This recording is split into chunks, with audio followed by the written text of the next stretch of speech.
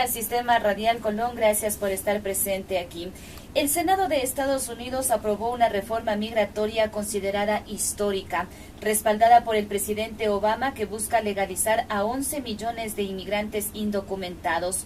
Le consulto, asambleísta, ¿qué beneficios concretos tendrán los migrantes ecuatorianos con esta normativa que todavía tiene que pasar por la decisión de la Cámara de Representantes? Bienvenida. Muchísimas gracias, muy buenos días, un cariñoso saludo a todos los radioescuchas de Radio Colón y también pues a los compatriotas a los que represento, los migrantes de Estados Unidos y Canadá, que probablemente escucharán esta entrevista posteriormente a través del internet.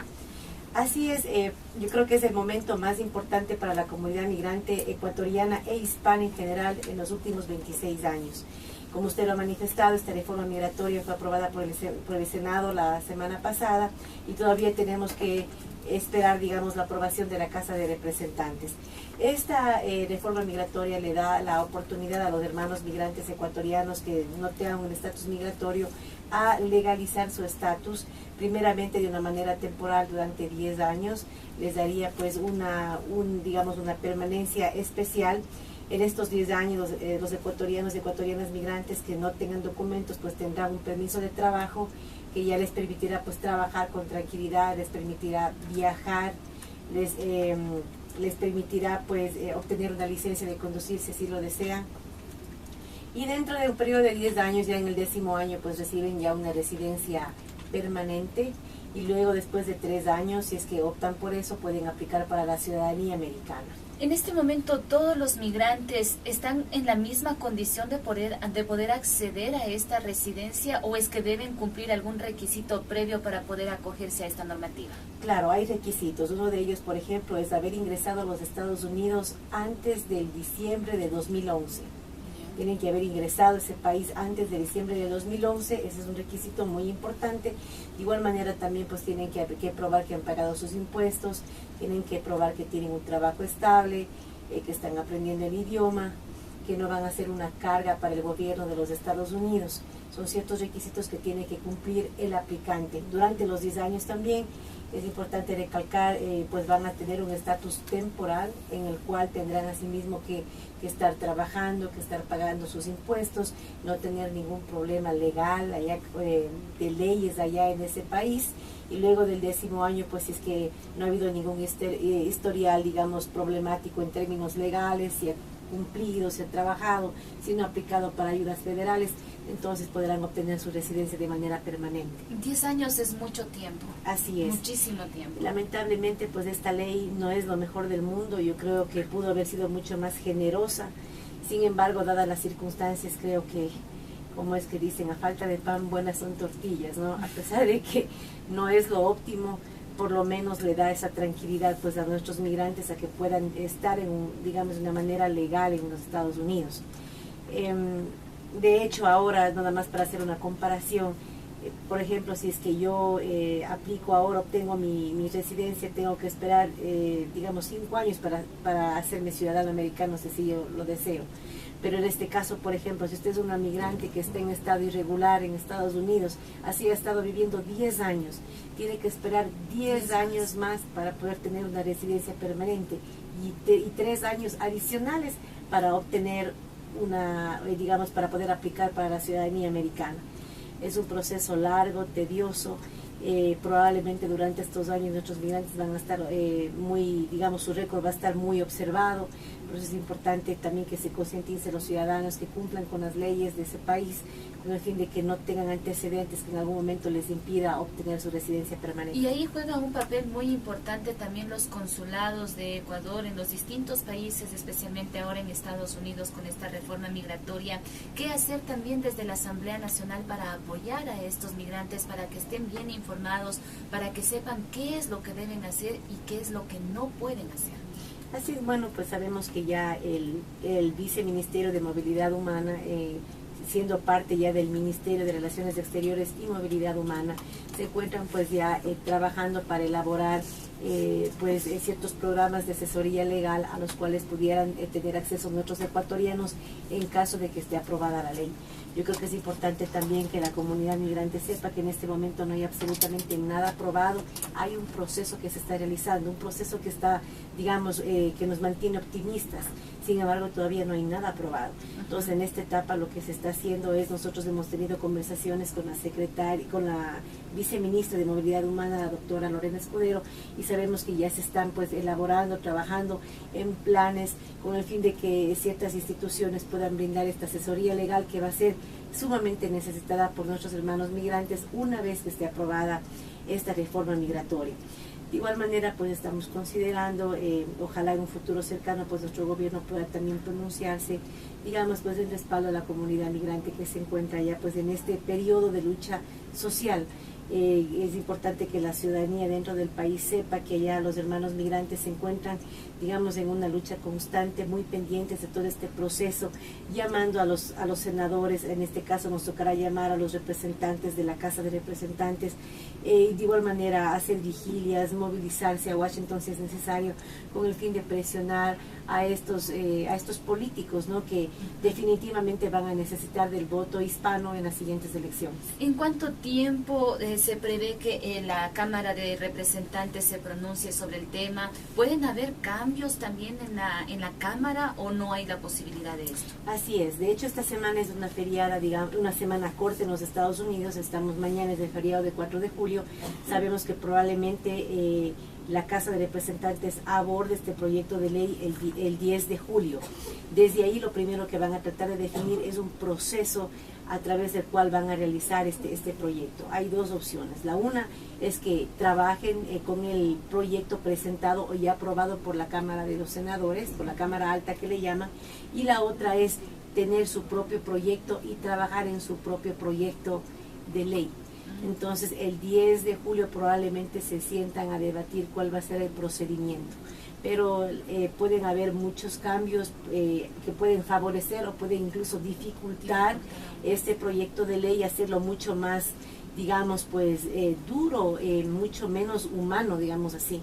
Entonces, por eso es importante que los migrantes ecuatorianos allá en Estados Unidos y acá también nosotros estemos pendientes, porque yo creo que es importante también que nos pronunciemos en este caso en lo relacionado a los derechos humanos. Son 11,5 millones de seres humanos que se encuentran en este momento a la expectativa de esta reforma. Una reforma que, aunque no sea perfecta, les va a dar la posibilidad de salir de esa situación de oscuridad, de carencia de derechos, hacia poder tener una vida de tranquilidad, de paz, y pues criar a sus hijos en un ambiente, no digamos de irregularidad, sino en un ambiente de tranquilidad. Ahora, ¿se tiene ya un censo registrado o algún número exacto de los ecuatorianos que están de migrantes en Estados Unidos? ¿Se tiene algún censo? Sí, lastimosamente no. Muchos de nuestros hermanos inmigrantes que llegan a Estados Unidos pues se encuentran, digamos, muchos de ellos incluso temerosos. Usted, créame, es a veces sorprendente, ni siquiera a veces conocen dónde es su consulado. Entonces, de ahí yo creo que ha sido la importancia de toda la atención que el gobierno de la Revolución Ciudadana actualmente ha dado a los migrantes en todo el mundo y de manera especial en los Estados Unidos. A través de la ex CENAM y la Secretaría Nacional del Migrante, pues digamos, el gobierno ha podido hacer una presencia mucho más contundente dentro de las comunidades en el exterior, con el fin de proveer servicios, de ser ese, digamos, un ente conector con los diferentes ministerios aquí dentro del país. Tenemos que trabajar muchísimo realmente en identificar, en trabajar de pronto en un censo. Un censo es bastante complicado porque los ecuatorianos no se encuentran todos concentrados en un solo lugar. Se encuentran esparcidos en todos los estados que existen en Estados Unidos. Entonces eso complica muchísimo realmente el poder tener un números exactos del número de ecuatorianos y ecuatorianas que residen, digamos, en Norteamérica. Algunos hablan de 1,5 millones de ecuatorianos que residen allá. Los registrados tengo entendido que estarían 655.300. Sí, exactamente, ese es un número preliminar que lo dan los consulados. Sin embargo, yo creo que es importante seguir trabajando, en seguir comunicándonos con la comunidad allá, seguirles informando realmente de que hay un gobierno ahora que está preocupado por ellos, invitarles a que se acerquen a los consulados para obtener información, para que se empadronen, para que puedan participar en las futuras elecciones políticas dentro del país, que también es una manera importante de poder darnos cuenta cuántos ecuatorianos existen, y a su vez también es importantísimo que el ecuatoriano migrante se registre en el padrón electoral con el fin de que pueda hacer valer su voto, y asimismo pues el gobierno, en este caso el gobierno de la Revolución Ciudadana y los gobiernos que vengan, pues se sigan preocupando de sus necesidades, de las necesidades de los migrantes que se encuentran fuera del país. Lo ideal sería que estos compatriotas regresen a nuestro país. ¿Se está dando las condiciones aquí en el Ecuador para que retornen? Claro, yo en realidad no sé si es que lo ideal sería eso. Yo creo que el ideal es personal. Algunos migrantes desean radicar allá, han hecho sus vidas allá, han visto crecer a sus hijos allá. Para otros, de pronto es una prioridad regresar a la patria, ¿no? Ahí creo que hay una división. Sin embargo, yo creo que es importante, cualquiera que sea la opción que opte el migrante, es importante que el gobierno ecuatoriano esté pendiente. Si es que quiere retornar, que facilite ese retorno. Ya se han dado ciertos progresos, pero también creemos que hay mucho espacio para potenciar este beneficio, con el fin de que sea cada vez mucho más fácil, menos complicado el retorno de los ecuatorianos.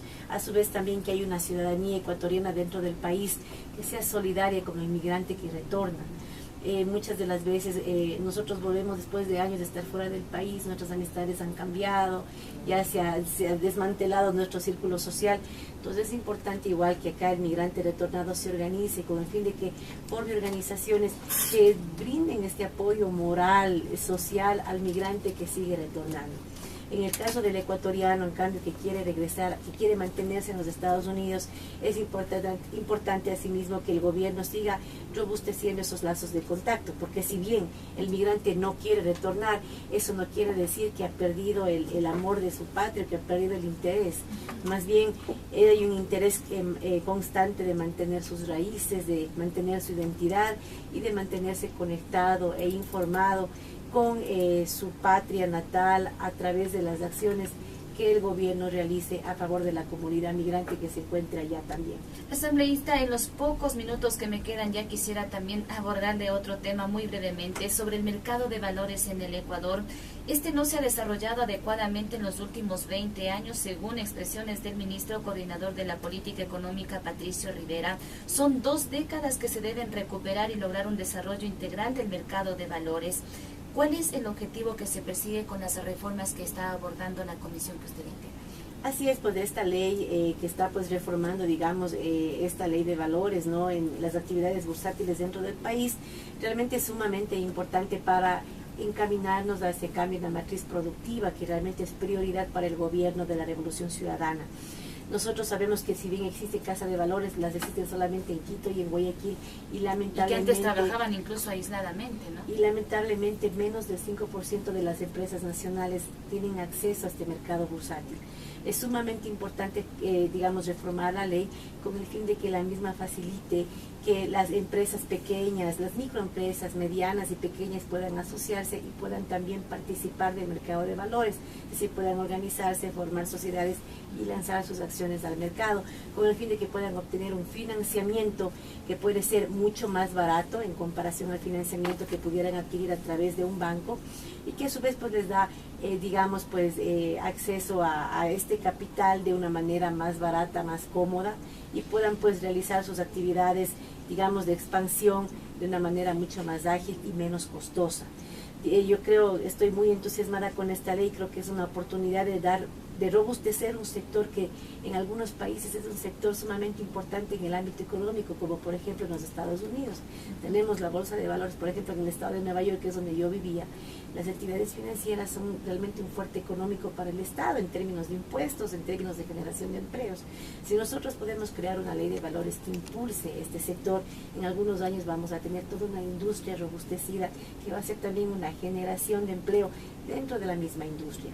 Estamos hablando que se pueden crear instituciones financieras diferentes a los bancos que sean capaces de potenciar la emisión de acciones, de bonos de las empresas, y que se dediquen exclusivamente a esa actividad.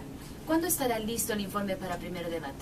Yo probablemente al final de esta semana. Hoy tenemos una reunión también, seguimos debatiendo, es una ley muy extensa, no estamos hablando de más de 100 artículos, muy extensa. Estamos pues recibiendo, de hecho ya le recibimos al Ministerio Coordinador, al Ministro coordinador de la Política Económica, Nos estamos reuniendo con diferentes representantes del Ejecutivo que trabajaron en la elaboración de la ley para, pues, de alguna manera ahondar ciertos puntos que a veces están en cuestionamiento, que entran en debate. Probablemente al final de esta semana tengamos ya listo el informe para el primer debate. Muchísimas gracias, señora asambleísta de Alianza País, Jimena Peña, representante de los migrantes en Estados Unidos y Canadá. Esperamos tenerle más seguido por aquí. Es la primera vez que tenemos el gusto de tenerle en los estudios del Sistema Radial Colón. Las puertas siempre están abiertas para usted y para todos los invitados. Muchísimas gracias. Muchísimas gracias también. Un abrazo a todos. Gracias a usted, amiga.